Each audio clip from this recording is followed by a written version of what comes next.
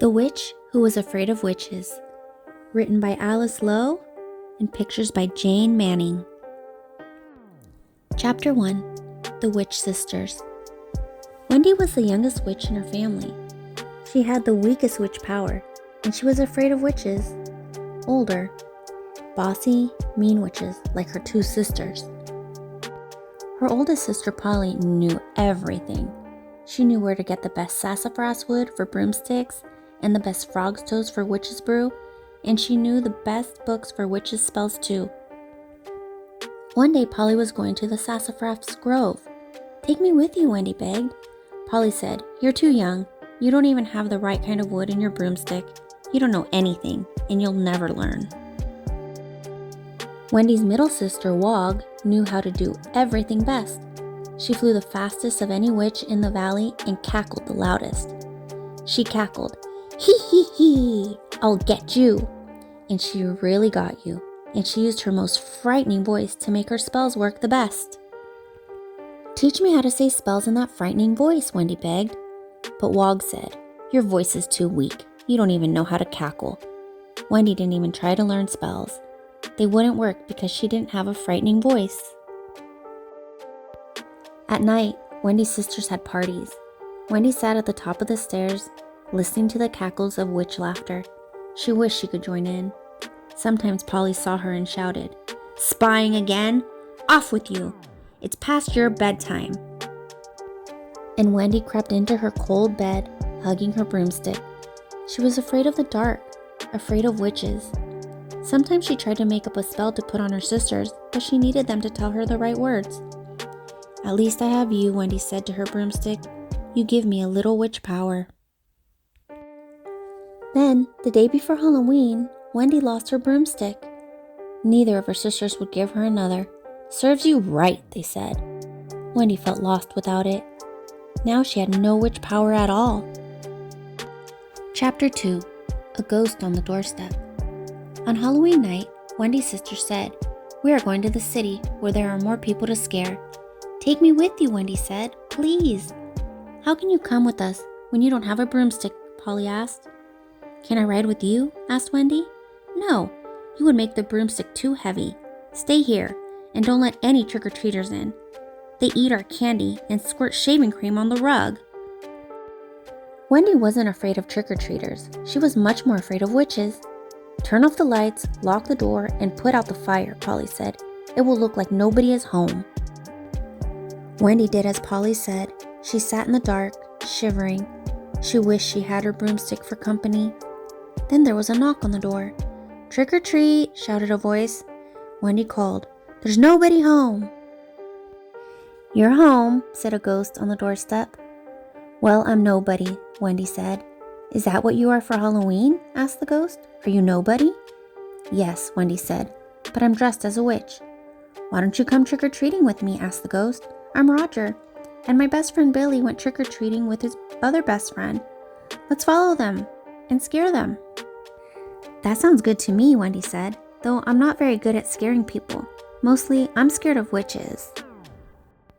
"You'll catch on," said Roger. "You just have to go woo, woo, woo." "That's how ghosts go," Wendy said. "Witches cackle like this. Hee hee hee hee hee, I'll get you." "Very good," said Roger. "You sound like a real witch." "Do I?" Wendy asked.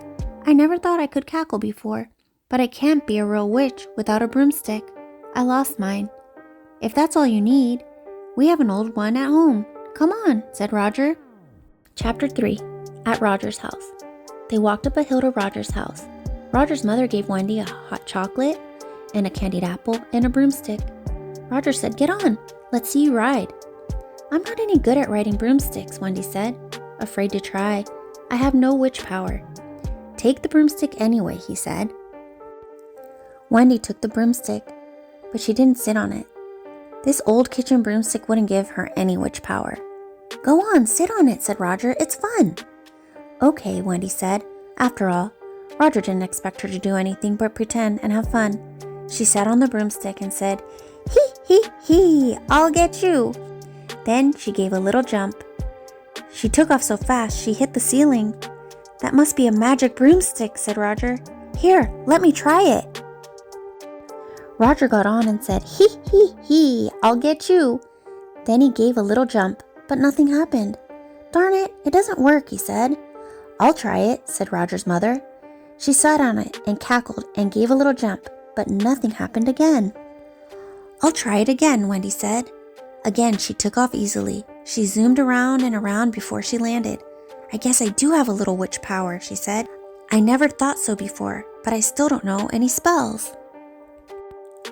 "Then make one up," said Roger. "You're magic." That made a really good spell pop into Wendy's head. She said it in a frightening voice. "Frogs and lizards, toads and newts, buttons, raincoats, hiking boots. Turn this ghost into a witch, presto chango, make a switch." Roger's robe turned black. "Great," he said. "I wanted to be a witch, but we didn't have any black sheets. But I need a pointed hat." "Oh, that's easy," Wendy said. "I don't even have to think about that one. Stew and brew and cat and bat, give this witch a pointed hat." "Great," said Roger. "Now let's fly." "Be careful," said the new witch's mother. "Don't fly too fast." "We won't," they said, as Wendy steered the broomstick out the window. First, they swooped over trees and made the leaves fall off. Then they swooped into the party where Billy and his other best friend were ducking for apples. Billy and his friend were so scared they ran home crying. Suddenly, the clock struck midnight. "I'd better fly you home," Wendy said. "I want to come home with you and keep on being a witch," said Roger. "You are a real witch, aren't you?" "Yes, I am a real witch with my own witch power," Wendy said. "I just found that out, and you helped. But I have to turn you back into a ghost and take you home. Your mother would miss you." Broiled figs and toasted toast turned this witch back to a ghost. "Wow," Roger said. "Thanks, and you can keep the broomstick." "Thanks a lot," said Wendy. "See you next Halloween." Wendy flew home and went to sleep without worrying about witches. She wasn't afraid of witches anymore. Chapter 4. 2 Strong Spells. Wendy woke up. It was still dark outside, and her sisters weren't home yet. "It's far too late for them to be out," she said. "They may be older, but they have no sense. I will have to teach them a thing or two." She took her time making up 2 spells. They weren't as fancy as the spells her sister Polly found in books, but Wendy knew they had special power because they were her own.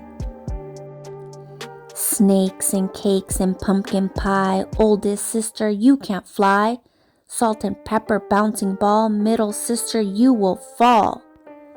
"Oh dear," Wendy said. "I forgot to say the spells in a really frightening voice. I hope they work."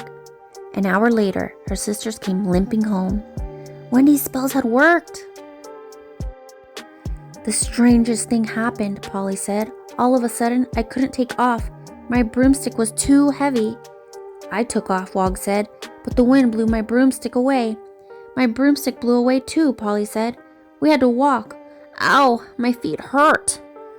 Wog said, "I feel funny all over, as if I had lost my witch power.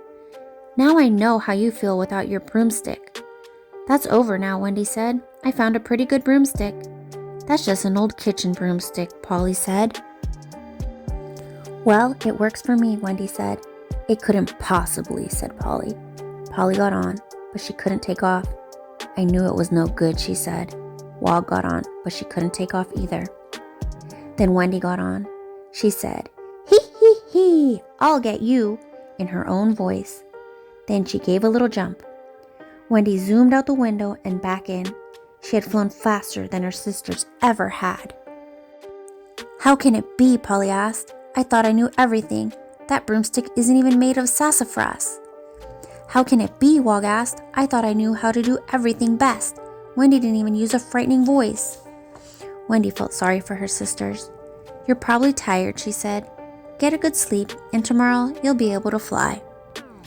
In bed, Wendy made up 2 spells to take the spells off her sisters. "Oldest sister, you can fly. All you have to do is try. Middle sister, flying's fun. The spell I made is now undone." Chapter 5. 3 Witches. The next day, they went to the sassafras grove to cut 2 sticks for brooms. "This one is best," Polly said. "Now I'll be able to fly again." And she did. Wog found another stick. She sat on it and said, "Mumble, mumble, tumble, tumble," in a frightening voice. "Now I'll be able to fly again." And she did. Wendy took off too, on her old kitchen broomstick. Wendy never told them about her spells. It was enough to know that her oldest sister thought she knew everything, but didn't. And that her middle sister thought she knew how to do everything best, but didn't. And she never told them that she had found her own special witch power. She didn't have to. They knew she was different, and they treated her differently, just like one of them.